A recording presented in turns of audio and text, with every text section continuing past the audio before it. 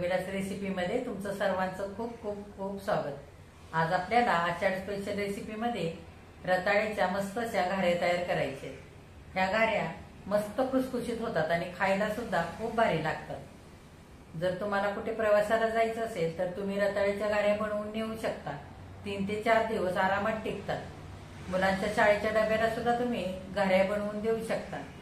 तर रताळ्याच्या घाऱ्या तयार करण्यासाठी आपल्याला काय काय साहित्य लागणार आहे आणि त्या कशा तयार करायचे हे बघण्यासाठी लगेचच किचन मध्ये जावेत। जर माझ्या रेसिपीज तुम्हाला बघायला आवडत असतील तर एक लाईक जरूर करा आणि जे कोणी आता माझ्या रेसिपीज नव्याने बघत आहेत त्यांनी माझ्या चॅनेलला जरूर सबस्क्राईब सुद्धा करा। चॅनेलला सबस्क्राईब करण्यासाठी बेल आयकॉन प्रेस करा, म्हणजे माझ्या नवीन रेसिपीचं नोटिफिकेशन तुम्हाला लगेच मिळेल आणि माझी नवीन रेसिपी लगेचच तुम्हाला बघता सुद्धा येईल। तर आता वेळ न घालवता आपण आपल्या रेसिपीला लगेचच सुरुवात करूया। आता आपल्याला मस्त अशा मऊ खुसखुशीत रताळ्याच्या घाऱ्या तयार करायचे। तर आपण साहित्य बघूया काय काय घेतलंय ते। इथे मी 1/2 किलो रताळी घेतलीत। ही रताळी स्वच्छ धुवून कुकरला लावून 3 शिट्ट्या काढून शिजवून घेतलीत। इथे 2 वाट्या भरून गव्हाचं पीठ घेतलंय, 1 चमचा खसखस, 2 चमचा बेसनचं पीठ, 1 चमचा तांदळाचं पीठ, आमटीच्या वाटीने 1 वाटी छोटी भरून गुळ मी इथे सुरीने खिसून घेतलाय, 1 चमचा वेलची पावडर, 1 चमचा सुंठ पावडर, थोडंसं जायफळ लागेल आपल्याला आणि चवीनुसार मीठ घेतलेलं आहे। आता आपल्याला शिजवून घेतलेली रताळी साल काढून सोलून घ्यायची।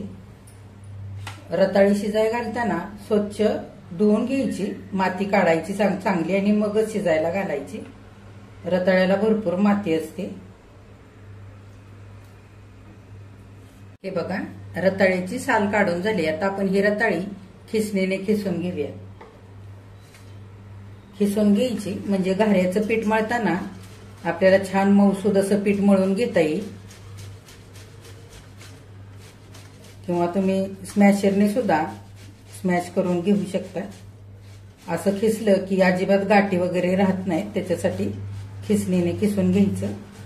हे बघा, सगळं रताळा इथे छान असं मऊसूद खिसून झालेलं आहे। आता मी आमटीच्या वाटीने 1 वाटी भरून गुळ सुरीने बारीक असा खिसून घेतलाय। असा खिसून घ्यायचा किंवा खिसणीने खिसून घ्यायचा, म्हणजे काय होतं, रताळ्यामध्ये गुळ घातल्यानंतर चांगला एकजीव होतो आणि लवकर मिसळला जातो त्याच्यासाठी, किंवा तुम्ही ह्या जागी गुळ पावडर सुद्धा वापरू शकता। आता रताळं गोड असतं त्याच्यामुळे मी अंदाजाने 1 वाटी भरून इथे गुळ घेतलाय। तर जर तुम्हाला घाऱ्या जास्तीच्या गोड करायच्या असतील तर तुम्ही थोडा गुळ आणखी घेऊ शकता, किंवा कमी जर गोड करायचे असतील तर ह्याच्यातला गुळ कमी सुद्धा करू शकता। आता आपण गुळ आणि रताळं चांगला हाताने एकजीव करून घेऊया। बघा, 4-5 मिनिटं हाताने मी गुळ आणि रताळं चांगलं एकजीव करून घेतलेलं आहे। जर गुळाच्या गाठी राहत असतील या मिश्रणामध्ये तर काय करायचं, पुरणाच्या चाळणीने हे सगळं मिश्रण एकदा चांगलं गाळून घ्यायचं, म्हणजे सगळं मिश्रण छान मऊसूद होतं, गुळाच्या गाठी अजिबात राहत नाहीत। आता आपण बाकीचं साहित्य घालूया। छान घाऱ्या खुसखुशीत होण्यासाठी बेसनचं पीठ आणि तांदळाचं पीठ घालूया। तांदळाचं पीठ, वेलची पावडर, वेलची पावडरीने मस्त सुगंध येतो, आणि सुंठ सुद्धा घालायची जरूर। हे बघा, सुंठ ही मी साखर घालून अशी बारीक करून घेतले। सुंठीने पण मस्त चवीला लागतात घाऱ्या। चवीनुसार मीठ घालूया। आता थोडंसं जायफळ खिसून घालूया, अगदी सुगंधापुरतं घालायचं। आता आपण सगळं मिश्रण हाताने एकजीव करून घेऊया।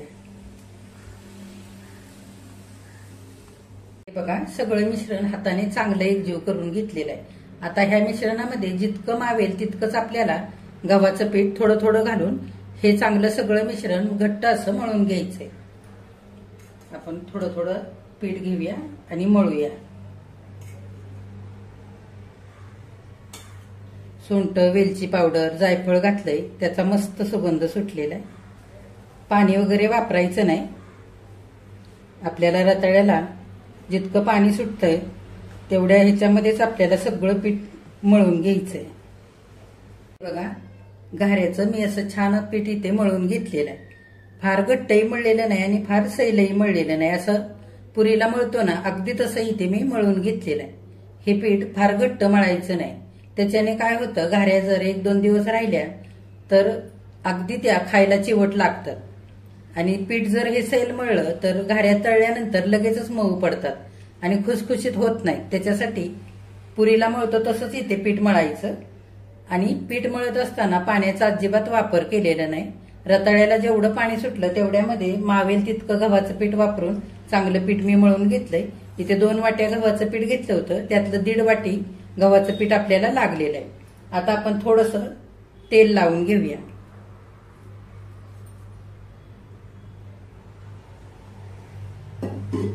आणि चांगलं हाताने एकजीव करून घेऊया. तेल लावल्यानंतर सगळं पीठ मी चांगलं मळून घेतलेलं आहे. आता आपण लगेचच घाऱ्या करायला घेऊया. हे पीठ फार वेळ ठेवायचं नाही मुरवण्याकरता, नाहीतर काय होईल, आपण ह्याच्यामध्ये गुळ घातलाय त्याच्याने हे सगळं पीठ सैल होऊन जाईल आणि नंतर आपल्याला आणखी पीठ घालून हे पीठ परत घट्ट मळून घ्यावं लागेल. त्याच्यासाठी आता आपण लगेचच घाऱ्या करायला घेऊया. आता आपण घाऱ्या करायला घेऊया. घारी करण्यासाठी मी असा छोटासा गोळा करून घेतलेला आहे. तुम्ही एक मोठी चपाती लाटून छान अशा 4-5 घाऱ्या एकदम करू शकता.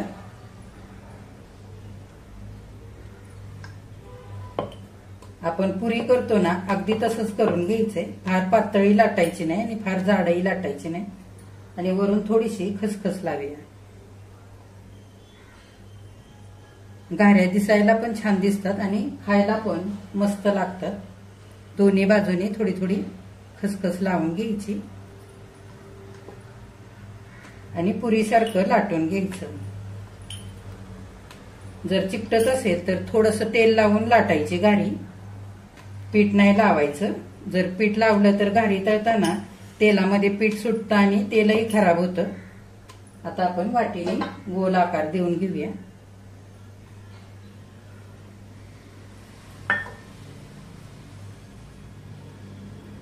हे बघा, फार जाडही नाही आणि फार पातळी असं मी हे घारी केलेली नाहीये, पुरीसारखीच केले.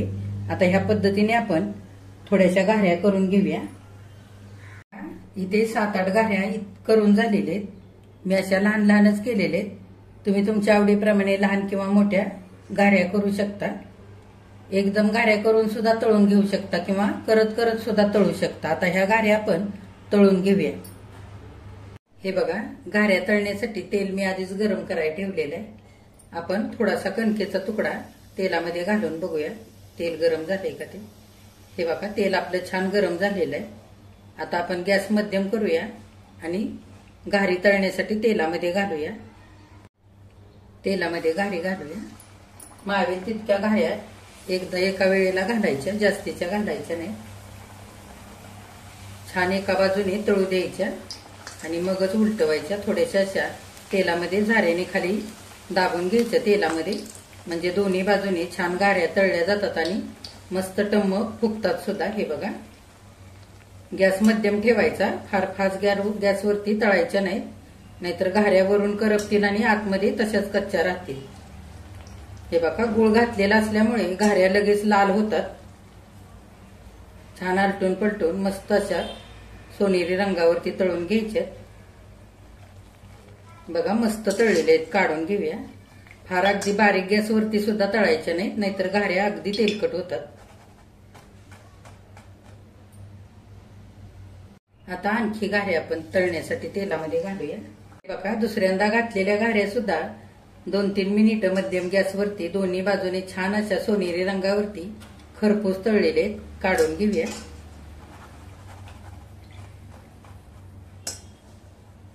बघा, रताळ्याच्या घाऱ्या इथे सगळ्या तळून झालेल्या आहेत. किती मस्त झाल्यात बघा. आतून मऊ, वरून छान खुसखुशीत झाल्यात. मी तुम्हाला एक दाखवते. हे बघा, हे बघा, मस्त खुसखुशीत झालेले आहेत.